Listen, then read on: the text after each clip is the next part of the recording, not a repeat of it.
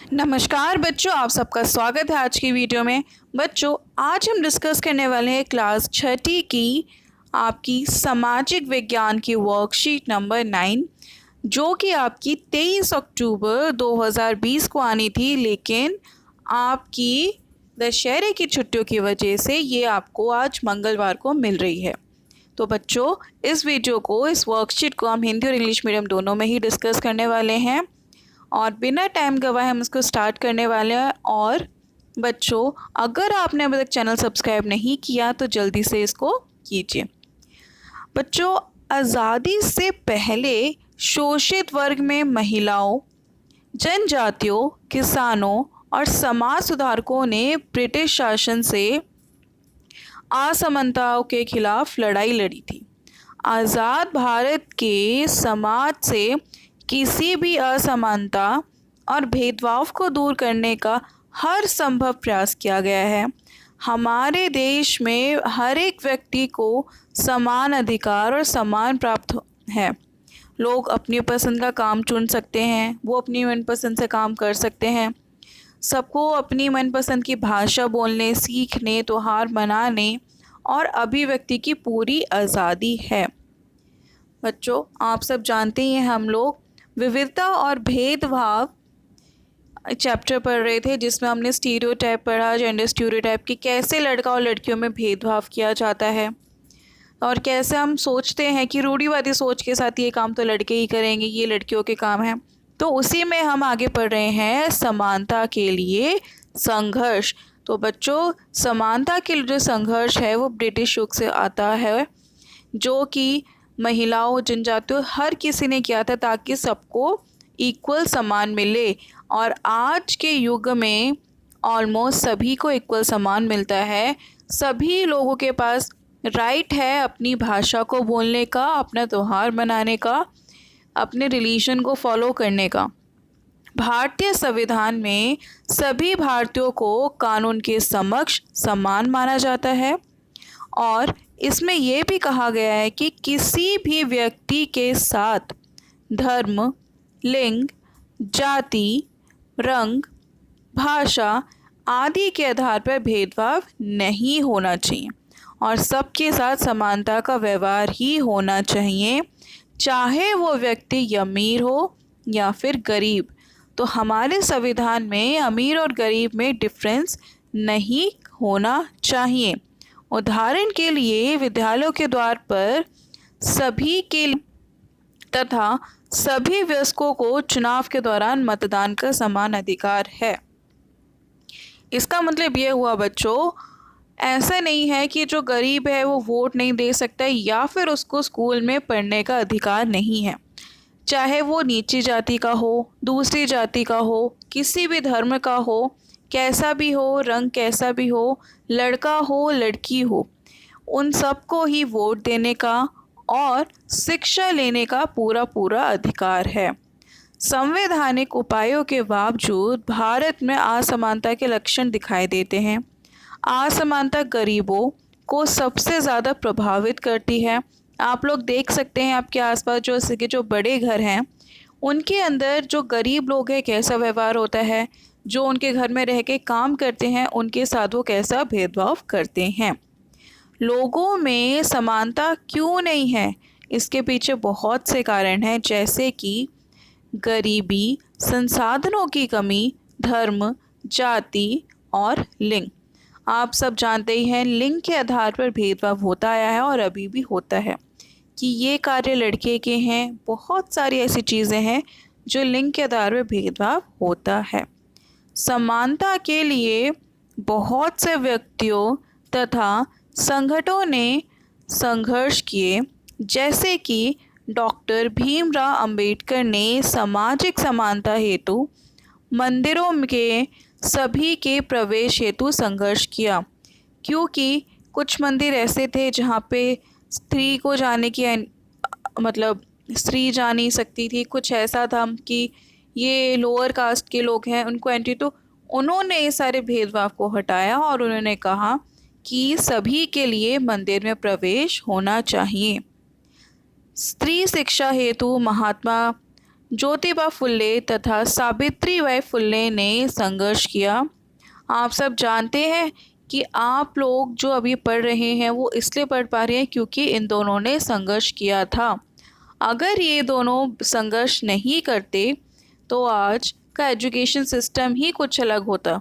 आपके स्कूलों में बस लड़के होते और पढ़ाने वाले जो टीचर्स हैं वो भी बस लड़के ही होते, क्योंकि फीमेल्स को पढ़ना अलाउड नहीं था।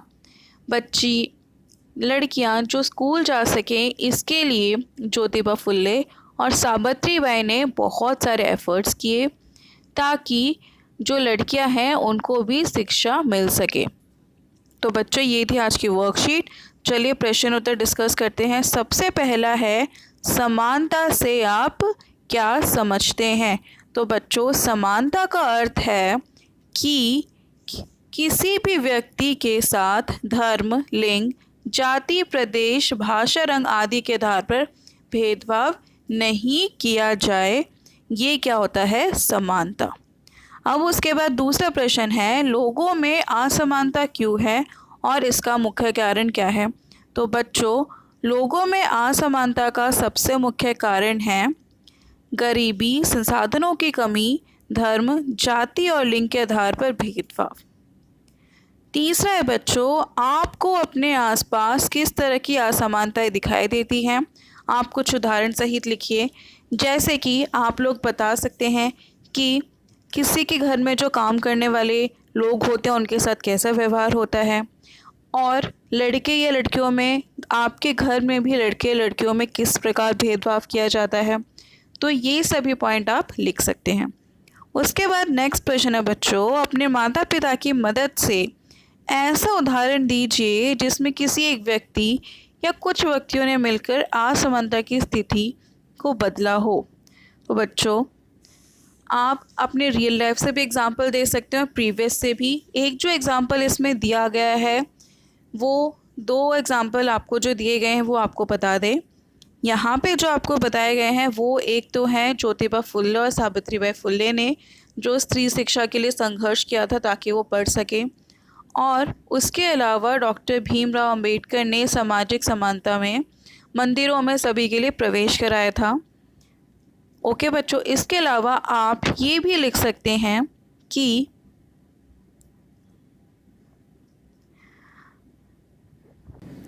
डॉक्टर अंबेडकर ने सबसे पहले दलित विद्रोह किया था जिसे महार सत्याग्रह के नाम से भी जाना जाता है।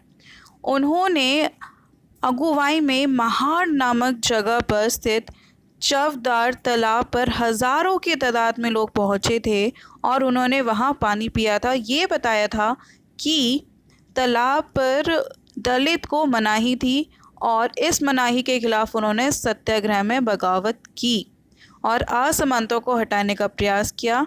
तो उन्होंने इससे ये दर्शाया कि दलित लोग भी पानी पी सकते हैं।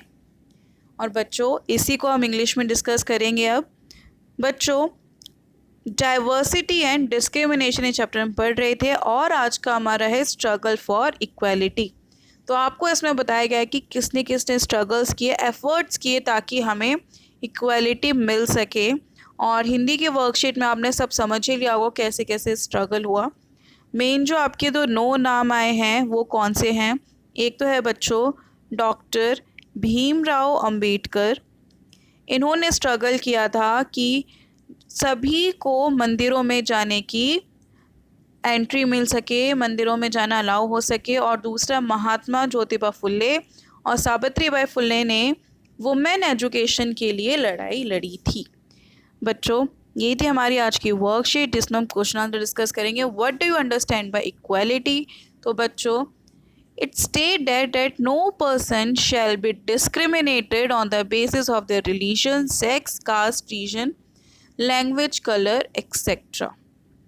And all will be treated as equally whether it is rich or poor. Okay, the next is what are the main causes of inequality among the people. तो बच्चों कौन से मेन रीज़न है इनइक्वालिटी के। तो कौन से हैं? Poverty, lack of resources, discrimination on the basis of religion, caste and gender. Now, move on to the third question. What kind of inequality do you see around you? Give examples. For example, you can write कि जैसे कि अगर आपके school में ऐसा है कि किसी बच्चों को नहीं पढ़ने दिया जा रहा क्योंकि वह SC ST है, OBC है, या फिर छोटी फैमिली से है, गरीब है, या फिर अपने आसपास आपने देखा हो किसी को जॉब नहीं मिल रही है, वो बच्चा टैलेंटेड भी है लेकिन उसको मल्टीनेशनल कंपनीज़ में जॉब नहीं मिल रही है because he belongs from the socially backward family. तो आपके आसपास जो भी इस तरह के एग्जाम्पल हैं, या फिर मंदिरों में किसी को प्रवेश नहीं है, या फिर किसी को किसी चीज़ छूने की वो नहीं है क्योंकि वो दलित है, तो वो सारी चीज़ें आप लिख सकते हैं। Now the next question is give an example with the help of their parents in which one person or a group of few people change the situation of inequality। तो बच्चों इसमें आप लिख सकते हैं डॉक्टर अंबेडकर के बारे में, जिन्होंने दलित के लिए संघर्ष किया था और जिसकी वजह से मतलब उन्होंने एक तालाब में दलित को जाने के लिए मनाही थी और वहाँ का पानी पीने या छूने की मनाही थी, तो उन्होंने वहाँ पे जाकर उसका पानी पिया और बोला कि ऐसा कुछ नहीं होगा, जो इनइक्वालिटी है उसको हटा दिया जाए। तो बच्चों ये थे हमारी आज की वर्कशीट सोशल साइंस की। आशा करते हैं आपको वीडियो अच्छी लगी होगी, समझ में भी आई होगी टॉपिक, और अगर आपको अच्छा लगा तो प्लीज़ इस चैनल को लाइक एंड सब्सक्राइब ज़रूर करें। Thank you so much for watching this video.